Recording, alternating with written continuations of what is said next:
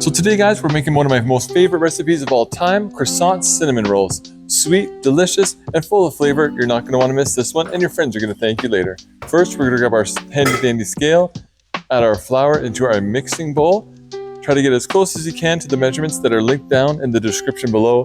Then we're going to add our sugar, our salt, and that's all of our dry ingredients. And don't forget to water your plants with that leftover water. Then we're going to add our milk, or add our yeast, give that a good stir, and we're going to set that aside for about 5 to 10 minutes covered. Now we're going to get our stand mixture ready, fitting it with our dough hook. And we're going to add our wet ingredients to our dry ingredients and mix thoroughly. Next, we're going to add our butter. This is about 60 grams or so of unsalted, good quality European butter. And at first, you're going to see the butter on the side of the bowl, but once it looks clean like this, then you know that you're done. Time to lay our dough out on our countertop, just like that. And we're going to rip off a tiny piece, and we're going to do the window pane test. If it stretches without tearing, you know your dough is ready. Give it a good little kneading on your countertop, and this just builds the gluten a bit, and form it into a nice round dough ball shape. Then we're going to give 2 slices on either side to make a cross in the middle, and this is just going to help us get that rectangular shape that we're looking for later. Into the bowl. Remember to always wash your hands thoroughly. Now we're going to place some plastic wrap over top of our bowl with our dough. And you want to put this in a warm place to proof for about 1.5 hours or until it's doubled in size. Now we got our parchment paper ready. I've already folded it to get a perfect square in the middle. And we're going to slice again our nice good quality European butter is what you want for this with a high protein content. And we're going to place all of our butter onto that parchment paper as close to a square shape as you can get. Like you see here, I'm cutting all different kinds of sizes just to make it fit properly. Now we're going to wrap that up so that all the butter is encased inside the parchment paper, and this is our butter block. We're going to flip that over, and I find giving it a beating with a rolling pin first kind of helps loosen up the butter a little bit more, making it a little more translucent. And then once you feel like your butter's ready to rock and roll, you can roll it out into your square shape. Now here, it's important to get the butter into all the different edges and corners of your butter block and put it back in the fridge to firm up for later. Now, once your dough is rested in a warm place for 1.5 hours, we're going to take the next step. We're going to take it out of the oven and we're going to place it in the fridge now to cold proof for another 3 hours. I know it sounds like a long time, but you need that dough to be cold to work it properly. After 3 hours, we're going to take it back out of the fridge, and it's more than doubled in size. This is the fun part. You get to punch it down, get all the air and the bubbles out of that dough, lay it down on your countertop, and now comes the excessive amount of rolling pin action that you're going to have to do. If you don't like using a rolling pin, then this recipe probably isn't for you. We're going to roll this out into a rectangle, and then we're going to add our butter block. Basically, you want your rectangle dough just to be double the size of the butter block. So then when you put the butter block onto the dough, like you see here, then you're going to be able to encase that entire butter block into your dough. So first, of course, we're going to take that parchment paper off. Don't bake with that on there. Then our first side, we're going to flip it over on top of the butter block, only about halfway to cover it. Then, of course, we're going to go in with the other side to fully encase that butter. I even like to pinch the sides in just to make sure it's fully encased.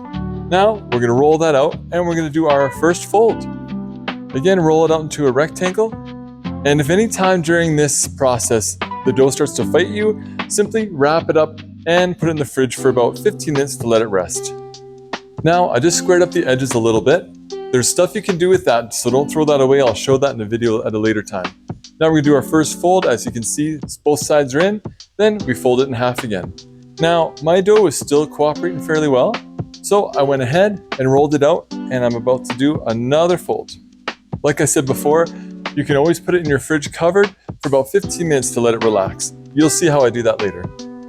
Now, I kind of pull it just like you see here, and this just helps get that perfect rectangle shape that we're looking for. And we're going to roll out the edge a little bit. Then we're going to go in with our next fold. This one, you're just going to fold one side over, then the second side over top of that. And this is the point where my dough wasn't cooperating anymore. So we just wrap it up into some saran wrap paper like you see here, fully covering the dough so no sides are going to dry out. And I actually put this in my freezer for about 10 minutes. This was just to help cool down the dough a little bit more since it had been on my countertop for a bit. Then I put it in the fridge for another 15 minutes. Now I'm gonna roll this out, and I don't know if this happens to you guys, but I always forget how I wrap my plastic wrap, so the struggle was a bit real there. Now I'm gonna flour out my surface just a little bit on top of my dough, not too much, and we're gonna continue rolling out our dough. Get ready guys, this is about the last fold that we're gonna do for our croissant cinnamon rolls. Just quick though, I want to show you guys another technique you can use. It's putting your croissant dough half over top of your countertop and then rolling it out, and that helps a lot too. Now we're going to do the same fold as the last time. I think you've got that figured out by now. Then we're going to put the plastic wrap over top of this. Now this is already pretty flat and it's almost the perfect size for our croissant cinnamon rolls. We're going to put that on a baking sheet. Notice how I didn't cover the bottom? That's just to reuse the plastic because I don't like to waste. And you can roll it out a little bit, and then in the fridge this goes for about 45 minutes. I went with this one. And while that's resting in the fridge, we can get our filling ready. With a pot over medium-high heat, we're going to melt down our butter until it's fully dissolved. Then we're going to go in with our brown sugar. Again, all these items are listed in the description below in the recipe. And we're going to get a thorough mix until it's all combined together. Then lastly, we're going to go in with our tablespoon of cinnamon. And again, mix that to combine, and this is the perfect recipe for spreading this across your dough. I don't do cinnamon buns any other way now. Now we're going to tend to our dough. We're going to take our plastic wrap off. We're going to flip it over onto our countertop. And then I do like to put a light dusting of flour on top. And now we're going to roll it out to get the perfect croissant cinnamon roll shape that we're looking for. This takes a little bit of time, but you just roll it out into that perfect triangle and you're looking for about 1/2 inch thick. Again, we're going to square off the edges. Now we're going to go in with our filling and see how we go all the way across, and then lightly just spread it out until your dough is fully covered. Now comes the tricky part. We're going to roll this up, and here you just want to be gentle. You're going to go from one side all the way over to the other again and again, working from one side to the other. And you can see, just roll it gently like this. And I even like to pinch off the edges a little bit, just to help encase all of that delicious filling that we just made. Roll in a little bit of flour, and we're going to use some sewing thread or dental floss if that's what you have. And we're going to cut off our edges just like this. You go underneath, pull it tight, and it cuts it for you.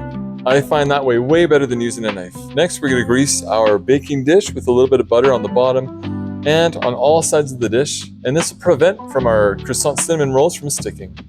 Now we're going to go in with all of those, and I did forget to videotape it the first time, so that's all the mess that you see on the bottom. Usually you're probably not going to have that. Now once you've got all your cinnamon rolls in your baking sheet, you're going to cover with some plastic wrap fully, making sure there's no air that can get to them, and then this is going to go in your fridge, and we're going to set this in there overnight. Bye bye cinnamon rolls. Now we're on to day 2. I don't know if anybody else likes kombucha first thing in the morning, but honestly, I find it super refreshing. Now we're going to start with our egg wash. So this is simply just 1 egg beaten in a bowl. And then we're going to go in with our cream, and we're going to give that a good stir until fully combined. And yes, it's early in the morning, so I still got my PJ pants on. Once you're happy with your egg and cream mixture, you can set it aside with a little paintbrush, for the lack of word I'm thinking of right now. And we're gonna get our cinnamon buns out of the fridge and ready to rock and roll. Just remove that plastic wrap, and one by one, we're gonna gently paint our cinnamon rolls just around the top of each bun. This takes a little bit of practice and a little bit of time, but this is what makes that beautiful golden top that'll have your friends asking for these over and over again. Now your cinnamon buns are all done. You can put them inside your oven at 350 degrees Fahrenheit for about 40 minutes. Now we're going to make what I like to call the glaze, and this is what's going to sink down into the bun once they're done and make them soft and moist on the inside. Of course, you're going to add all your ingredients together, and by the time you're done, this is going to look like a nice light kind of mix, very runny, and that's exactly the kind of texture that we're looking for. We're going to give it a nice thorough mix to combine all our ingredients together, and this is the kind of texture that I was looking for. Nice and light. Now our cinnamon buns are done in our oven. We're going to go ahead and take those out and look at that golden crisp on top like I was talking to you about. That's our egg wash. Now we're going to go in with our glaze. Just going to drizzle it on top. and let that soak down into the bun. And we can always use that paintbrush as well, just to make sure we get it all spreaded over the tops evenly. Now it's time for the last portion of our recipe, that beautiful cream cheese icing topping. First, we're going to go in with our icing sugar, then our cream cheese, a little bit of cream, and you're going to give that a stir with a fork until fully combined. You're going to get a nice kind of thicker texture with this one, and it's going to give you the perfect look and the final texture to your cinnamon rolls. And you're just going to lightly coat that on top until all the buns have been covered. And we're going to take a look at just how beautiful these look. They unroll perfectly, and look at that texture inside. If that doesn't make you hungry, I don't know what will. If you enjoyed this video, please like, subscribe, comment below, and thanks for watching. I hope to see you on the next one.